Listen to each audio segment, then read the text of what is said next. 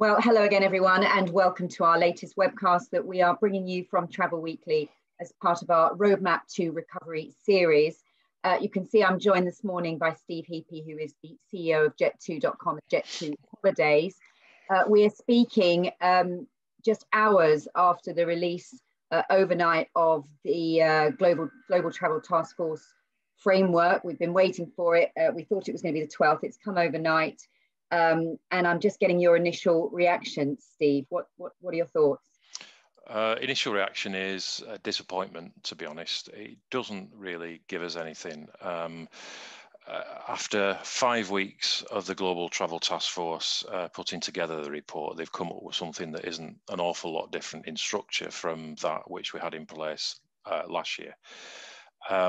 The best here, the best we're going to get is green, and that requires 2 tests, which it says at the moment PCR tests. They've committed to looking at cheaper tests, but there's no real detail. So basically, we're trying to run an airline, and we don't know when we're going to start flying, where we're going to start flying to, and under what conditions we'll be operating, i.e. will people need tests, will they be paid for, what price will the test be, etc.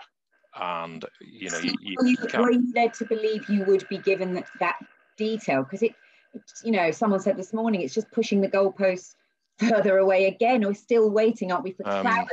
And the clarity is the big thing we need.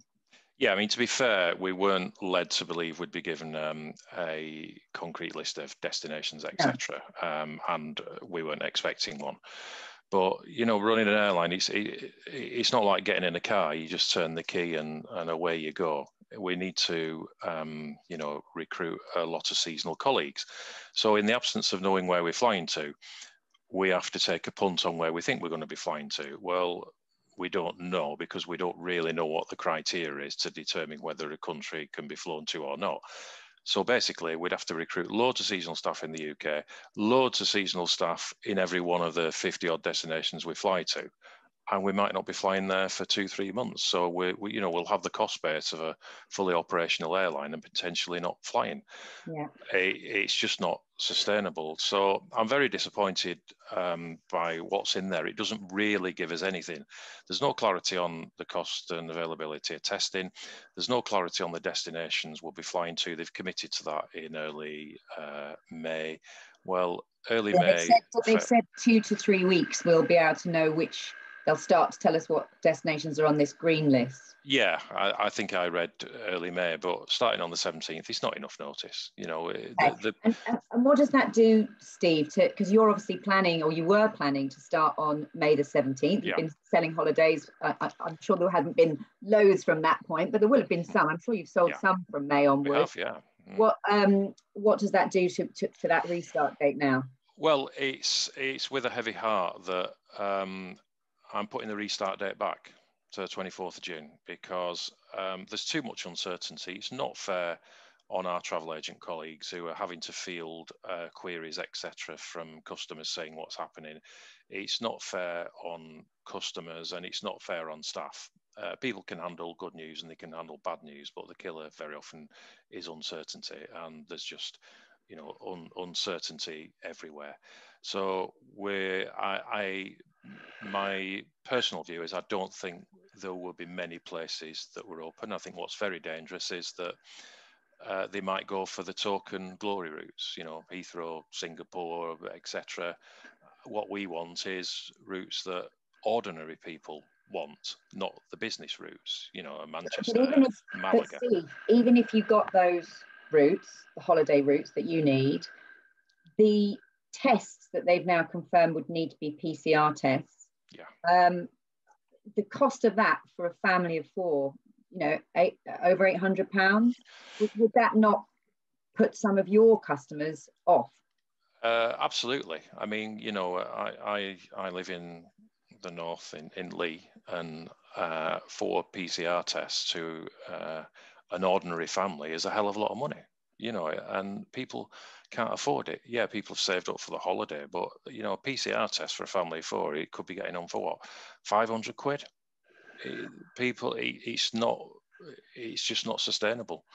And I think given this uncertainty, it's not fair on anyone really. It's not fair on our staff, our colleagues in the call centre who are having to field calls from people saying, what's going on? I can't afford the test. So we're trying to do the right thing for our customers and our colleagues. And given the massive uncertainty that we face, I think we have to put the date back to the 24th of May. But having read the report this morning, I'm very disappointed with its comments. It gives us nothing. And I'm getting the increasing feeling that the can is just being kicked down the road. We're given milestones and then we reach them. And it's a bit like being in, the TV program Bullseye, come and look at what you could have won. They just, you reach a milestone and then they say, yes, but now we've got to be sure of this. And I'm not really sure who's running the country. Is it Chris Whitty and Patrick Vallance, or I don't know. I'm getting really frustrated. I've tried to be Steve, calm. We've talked, haven't we, several times during this pandemic, and you have been very close to all the discussions. You've been at the table, you've been calm, you said there, you've been measured, you've been trying to provide the evidence. It feels different this morning. It sounds like you really have, hit a limit really, and you're very frustrated. Yeah, because we're getting an increasing number of inquiries from our customers and travel agent partners who are saying what's going on. We get an increasing number of inquiries from our hotel partners who are saying what's going on, when should I open? And of course, our colleagues, do we take our colleagues on? Don't we take them on? If we take them on and we take them on too early, then obviously our cost base increases massively, which puts, another risk into the business. And I think the only thing to do is wait for some clarity and put the date back. I'm very sorry for people who are not going to get the holiday, but I think under the circumstances, people would probably rather rebook for a later period rather than spend 500 quid on PCR tests. And of course, with us, have to do cancellations now, aren't they? You've got another month now of travel agent partners and your team having to deal with a load of cancellations and rebooks. That's correct. Or if people want a refund, we do refund the money. Quite a novel concept in some areas of the travel industry, but we do refund the money. We refund it very quickly. That's why we won the awards for it. No questions asked. People want some certainty, and if they've paid something for goods and services and the goods and services aren't provided, the money should be refunded, and that's what we do. We treat our customers as well as we can. Yeah. Just before we move on from the testing, because it's obviously crucial, isn't it, to this opening up? I think Grant Shapps this morning said he was committed to bringing the price down. Other countries are managing to do these PCR tests for 20, 30 quid.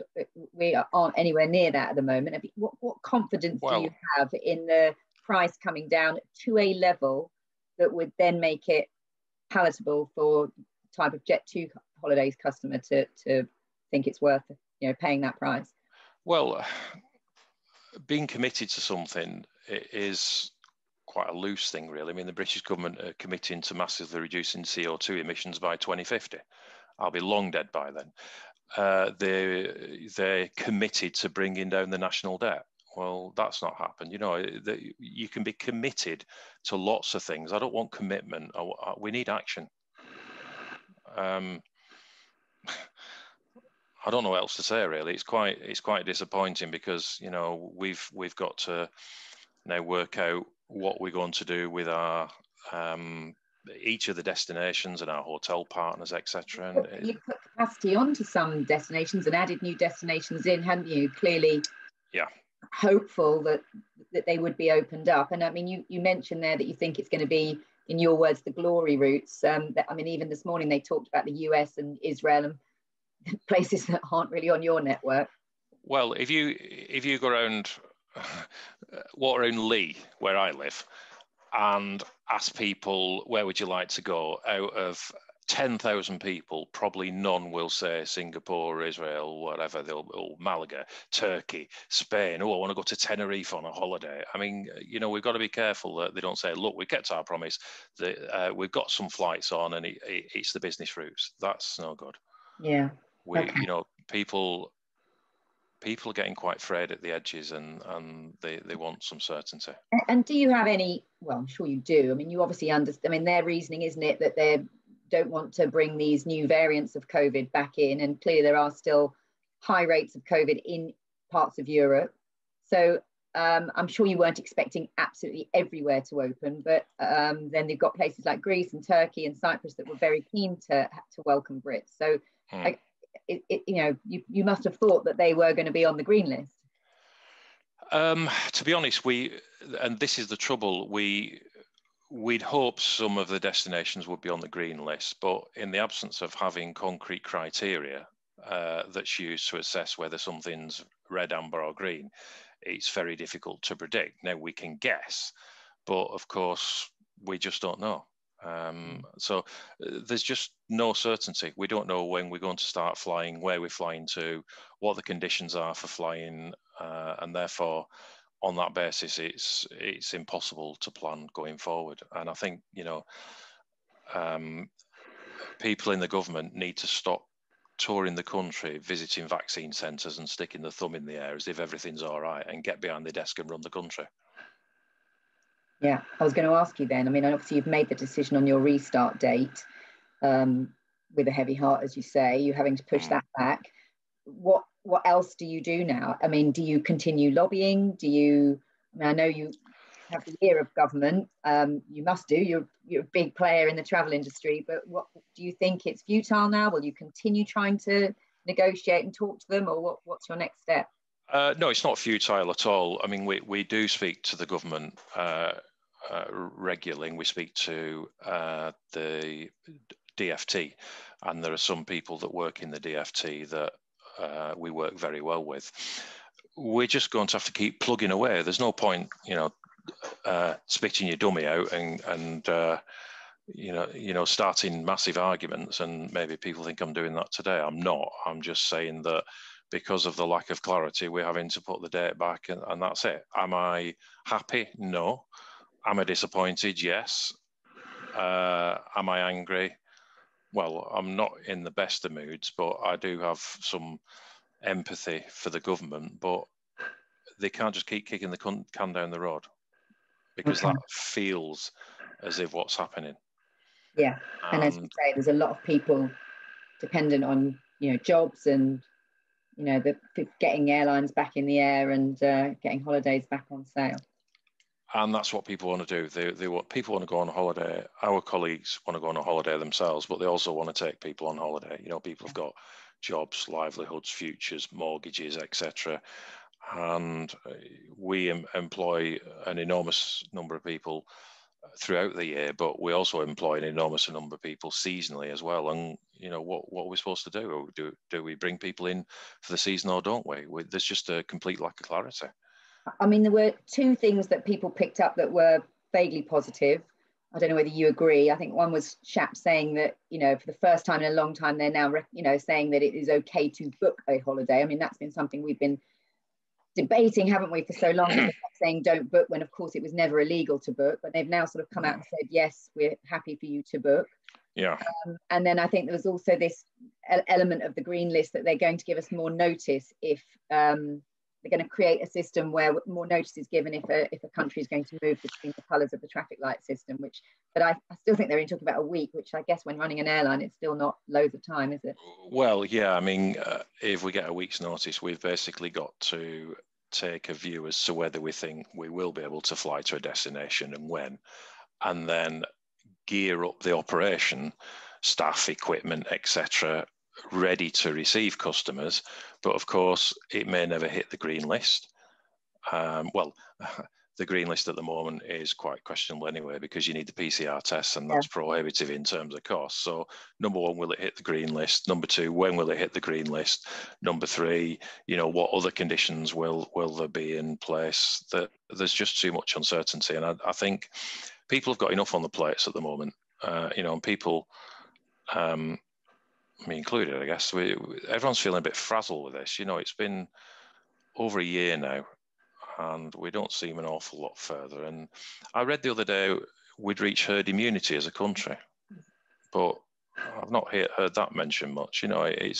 we can't be doing with the goalposts being changed all the time. We need a proper roadmap.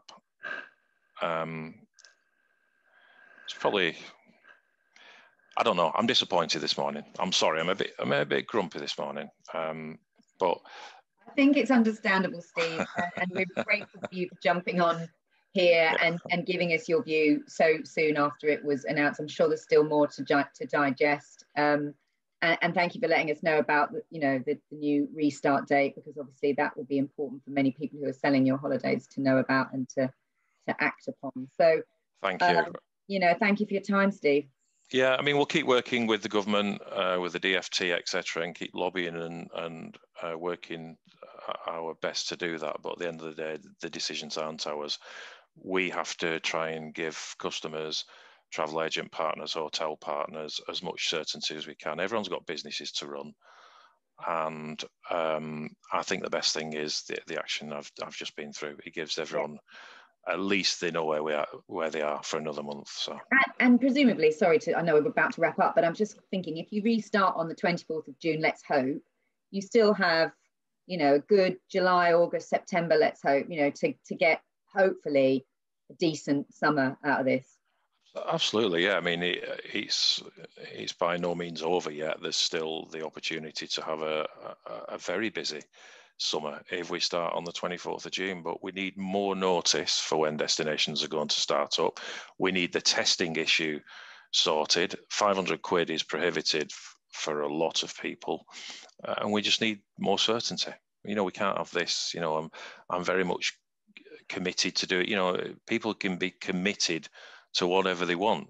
There's governments have been committed for decades to eradicate global poverty.